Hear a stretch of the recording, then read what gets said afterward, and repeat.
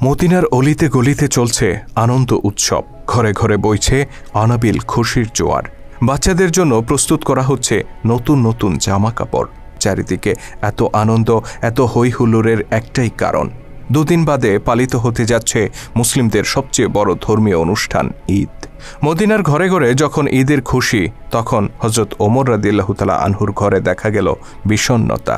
তার ঘরে না ছিল বাড়তি কোনো উৎসব আয়োজন, না ছিল নতুন জামা তৈরির হিড়িক। অথচ ওমর রাদিয়াল্লাহু তাআলা আনহু তখন মুসলিম জাহানের খলিফা, অর্ধ দুনিয়ার শাসক তিনি।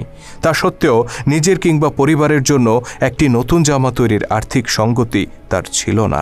এই যখন অবস্থা, তখন খলিফা ওমর রাদিয়াল্লাহু তাআলা আনহুর স্ত্রী উম্মে কুলসুম রাদিয়াল্লাহু তাআলা আনহা তাকে বললেন, আমাদের জন্য নতুন কাপড় না হলেও চলবে, কিন্তু ছোট্ট বাচ্চাটি নতুন কাপড়ের জন্য কান্না করছে, অন্তত তার জন্য একটি নতুন জামার ব্যবস্থা করুন। খলিফা নিজের অসহায়ত্ব প্রকাশ করে বললেন, তুমি জানো আমার নতুন কাপড় কেনার সামর্থ্য নেই, বাইতুল মাল থেকে যতটুকু ভাতা নেই তা দিয়ে কোনো রকম সংসার চলে। উম্মে কুলসুম রাদিয়াল্লাহু তাআলা আনহা তখন খলিফাকে পরের মাসের বেতন থেকে কিছু টাকা অগ্রিম নিয়ে বাচ্চাটিকে নতুন জামা কিনে দেওয়ার অনুরোধ করলেন। স্ত্রীর অনুরোধে খলিফা ওমর রাদিয়াল্লাহু তাআলা আনহু চিঠি লিখলেন রাসূল সাল্লাল্লাহু আলাইহি সাল্লামের আরেক প্রিয় সাহাবী আবু ওবায়দা রাদিয়াল্লাহু তাআলা আনহুর কাছে। আবু ওবায়দা তখন রাষ্ট্রীয় কোষাগার বাইতুল মালের দেখাশোনা করতেন।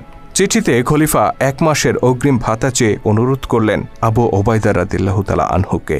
সারা মুসলিম জাহানের খলিফা যিনি, অর্ধ পৃথিবীর শাসক যিনি, সেই ওমরের এমন চিঠি পেয়ে আবু ওবায়দা চোখের পানি ধরে রাখতে পারলেন না। তিনি কান্নায় ভেঙে পড়লেন। তবে তিনি নিজের এই আবেগকে নিয়ন্ত্রণ করলেন। চিঠি বাহকের হাতে অগ্রিম বেতন না দিয়ে তিনি বরং আরেকটি চিঠি ধরিয়ে দিলেন। সেই চিঠি যখন হাতে পৌঁছল, খলিফা ওমর রাদিয়াল্লাহু তাআলা আনহু তা পড়তে শুরু করলেন। আমিরুল মুমিনিন, অগ্রিম বেতন বরাদ্দের জন্য 2টি বিষয়ে আপনাকে ফয়সালা দিতে হবে। প্রথমত, আগামী মাস পর্যন্ত আপনি বেঁচে থাকবেন কিনা। দ্বিতীয়ত, বেঁচে থাকলেও আপনি খলিফার দায়িত্বে বহাল থাকবেন কিনা। হযরত আবু ওবায়দা রাদিয়াল্লাহু তাআলা আনহুর এই চিঠি পাঠ করে হযরত ওমর রাদিয়াল্লাহু তাআলা আনহু অঝরে কাঁদতে শুরু করলেন। তিনি উপলব্ধি করলেন তিনি একা নন, বরং এই উম্মাহকে ন্যায়ের শাসন উপহার দেওয়ার জন্য আবু ওবায়দার মতো বহু বিশ্বস্ত সাহাবী আজও বেঁচে আছেন। ইনি সেই আবু ওবায়দা যার সম্পর্কে স্বয়ং আল্লাহর নবী বলেছিলেন, প্রত্যেক জাতির একজন বিশ্বস্ত অভিভাবক আছেন, আমার উম্মতের বিশ্বস্ত অভিভাবক হচ্ছে আবু ওবায়দা ইবনুল জাররাহ। চিঠি পড়ে খলিফা ওমর রাদিয়াল্লাহু তাআলা আনহু 2 হাত তুলে আবু ওবায়দার জন্য দোয়া করে বললেন, ইয়া আল্লাহ, আবু ওবায়দার উপর রহম করুন, তার হায়াত দীর্ঘায়িত করুন।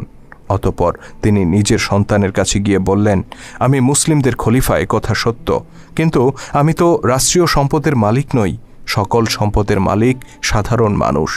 শিশুটি পিতার আর্থিক অসচ্ছলতাকে মেনে নিল আর নতুন জামা পাওয়ার ইচ্ছা পরিহার করল।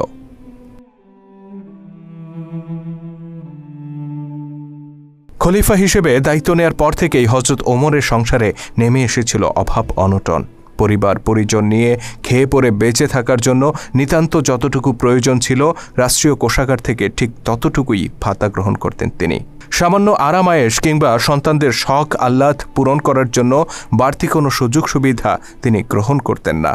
একবার হযরত আলী রাদিয়াল্লাহু তাআলা আনহু, ওসমান রাদিয়াল্লাহু তাআলা আনহু ও তালহা রাদিয়াল্লাহু তাআলা আনহু পরামর্শ করলেন যে খলিফার এই মাসোহারা যথেষ্ট নয়, তাকে বাইতুল মাল থেকে আরও কিছু অর্থ বাড়িয়ে দেওয়া উচিত।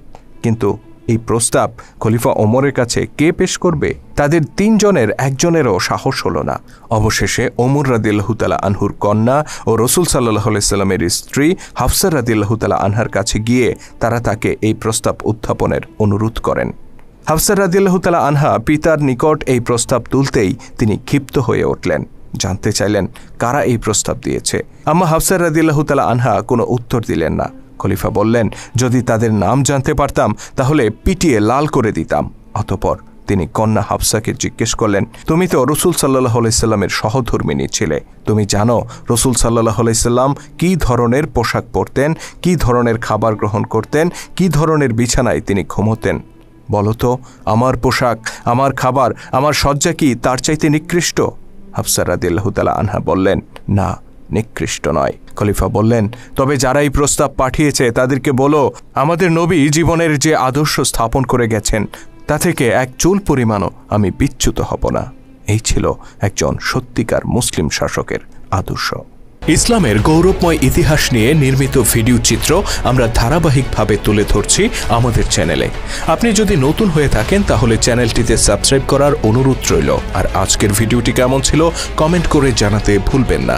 যদি ভালো লেগে থাকে তাহলে অবশ্যই লাইক ও শেয়ার করে ছড়িয়ে দেওয়ার অনুরোধ রইল। আল্লাহ হাফেজ।